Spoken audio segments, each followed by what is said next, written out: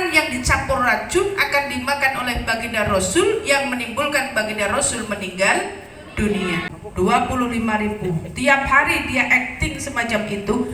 Allah Subhanahu wa ta'ala memberikan satu balasan yang luar biasa mulianya, padahal dia artis panas, artis porno. Apa yang terjadi? Artis ini mimpi didatangi baginda Rasul Muhammad sallallahu alaihi wasallam.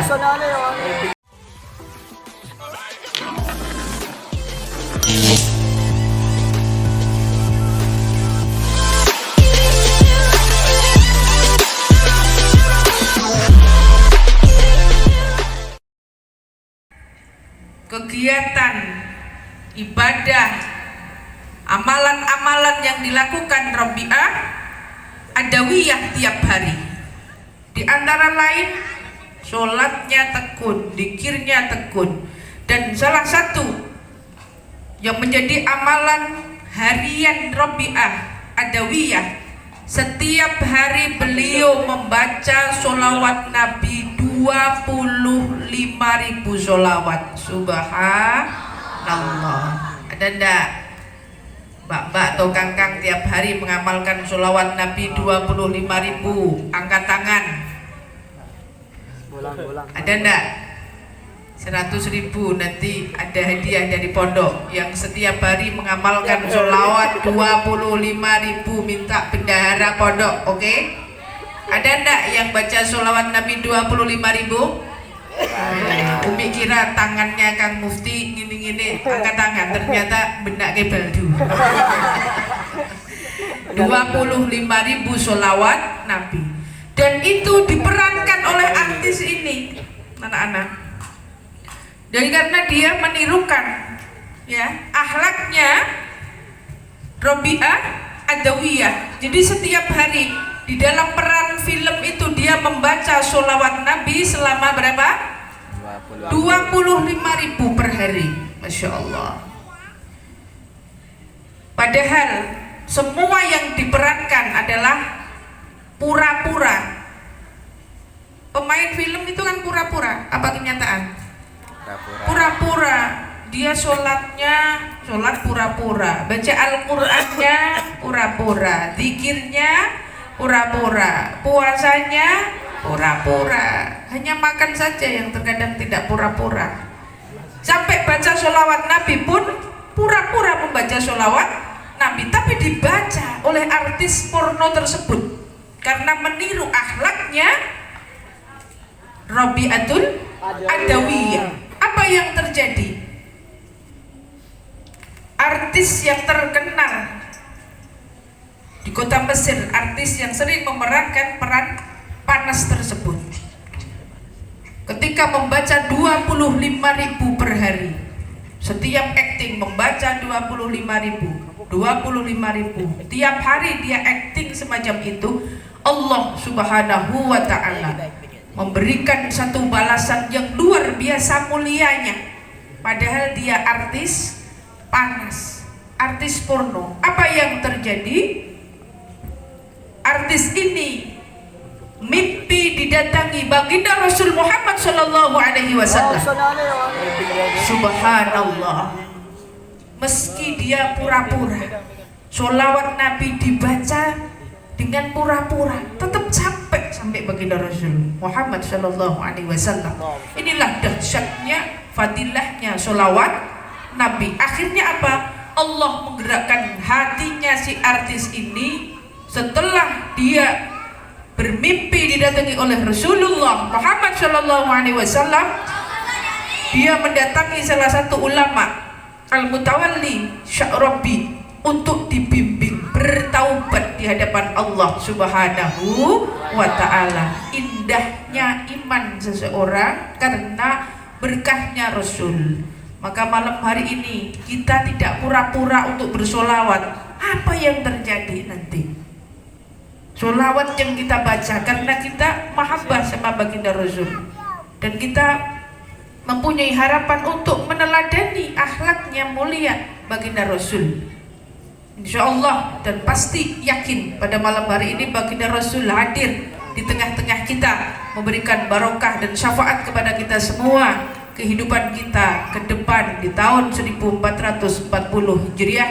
Mudah-mudahan semakin manis, semanis madu yang diucapkan oleh lebah karena mengucapkan nama baginda Rasul Muhammad Sallallahu Alaihi Wasallam.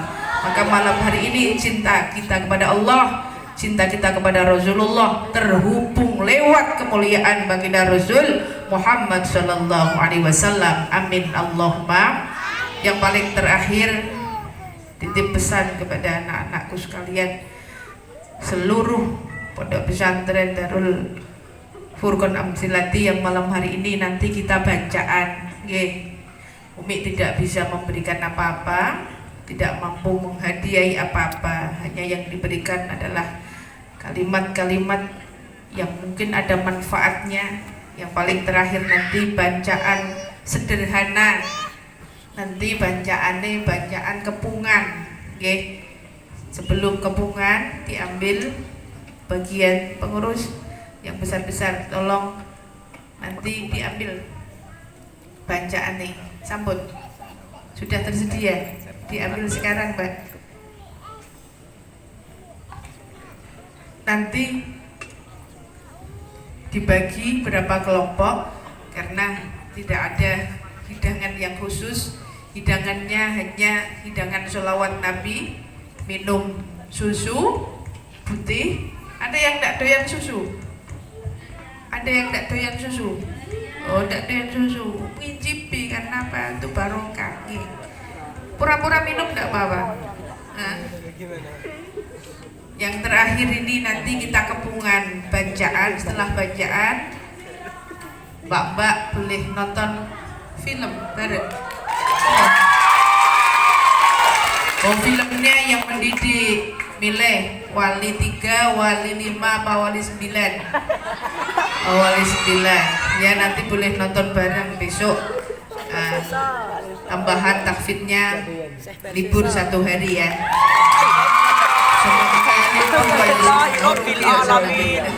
Libur 1 hari kita menghormati tahun baru Hijriah, boleh nanti nobar nonton bareng apa film yang mendidik yang sifatnya agami yang bisa diambil pelajaran dari para aulia. Ya, bacaannya sambut bacaannya dibagi nanti berapa kelompok. Oke. Sebelum kita makan bersama, udah usah ke sana, sini, udah usah keluar. Ayo bacaan nanti ya.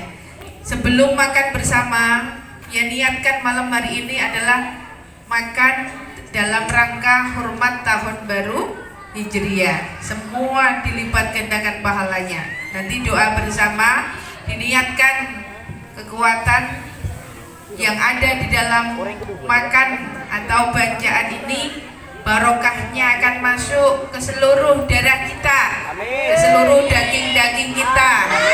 Barokahnya akan menguatkan kita untuk belajar mengaji, untuk beribadah, untuk mencari ilmu, untuk menghafal Al-Quran.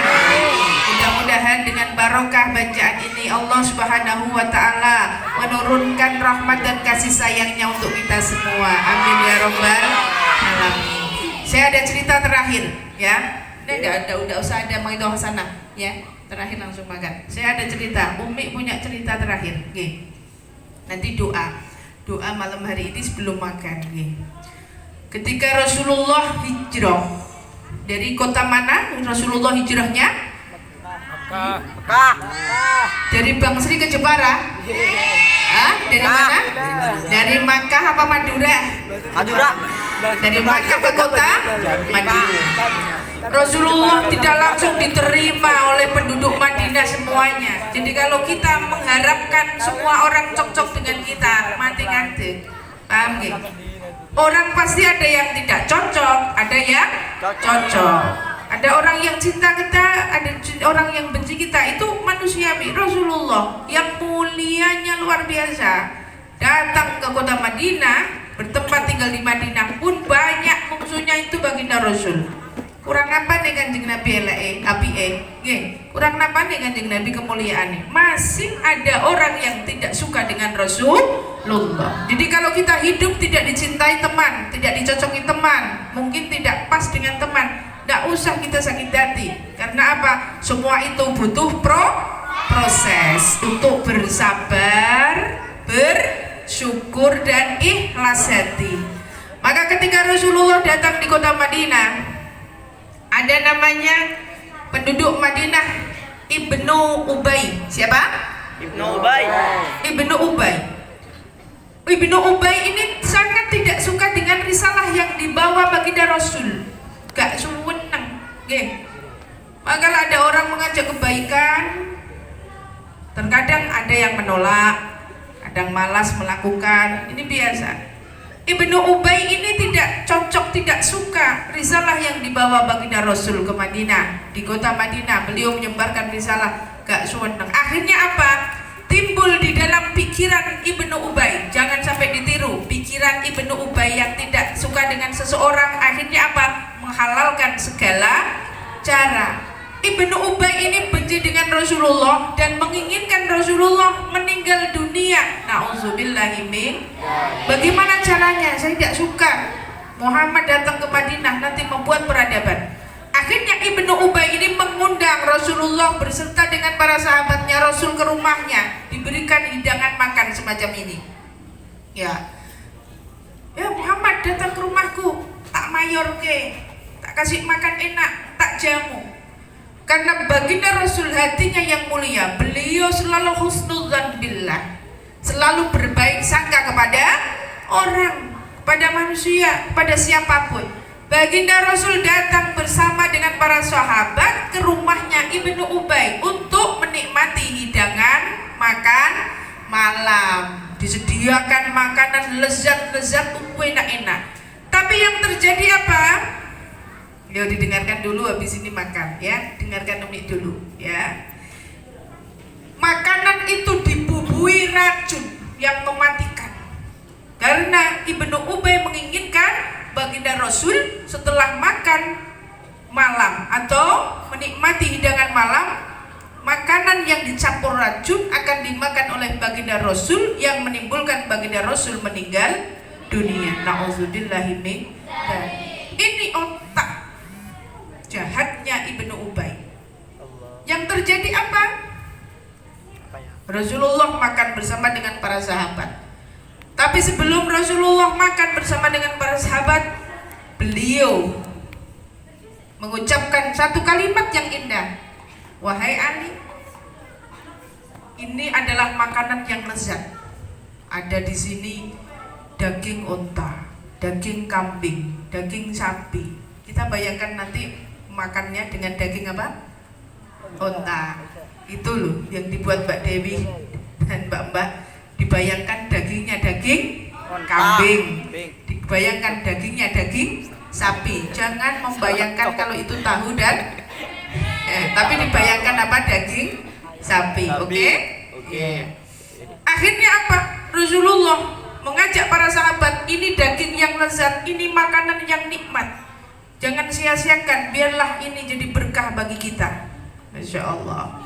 Rasulullah mengucapkan satu kalimat yang indah untuk menikmati makanan dengan tanpa lupa berdoa kepada Allah Subhanahu wa ta'ala. Padahal makanan itu isinya apa?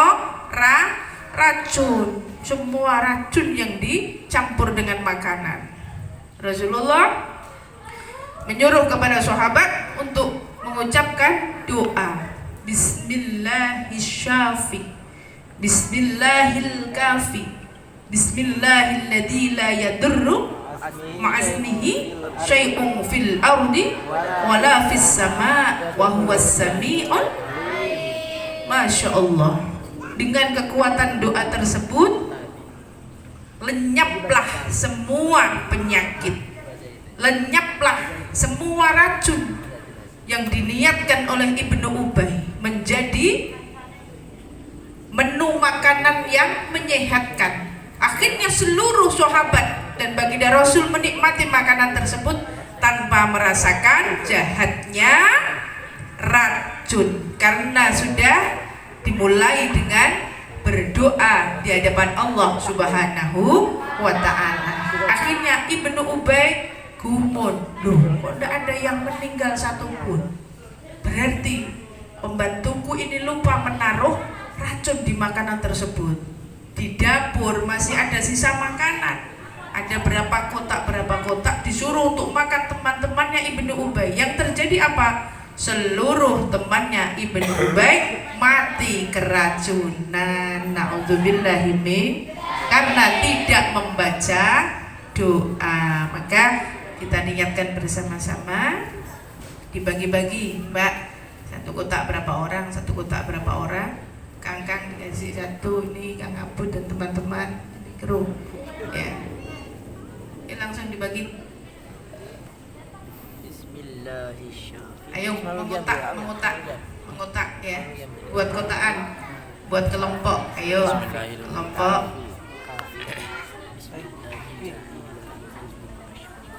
Ayo buat kelompok. Ya, kita niat untuk malam tahun baru Hijriah bersama-sama. Bismillahirrahmanirrahim. Bismillahirrahmanirrahim. Bismillahirrahmanirrahim. Bismillahilladzi la yadurru ma'asmihi syai'un fil ardi wala fis samaa'i wa huwas samii'ul 'aliim. Allahumma barik lana fima razaqtana wa qina adzabannar.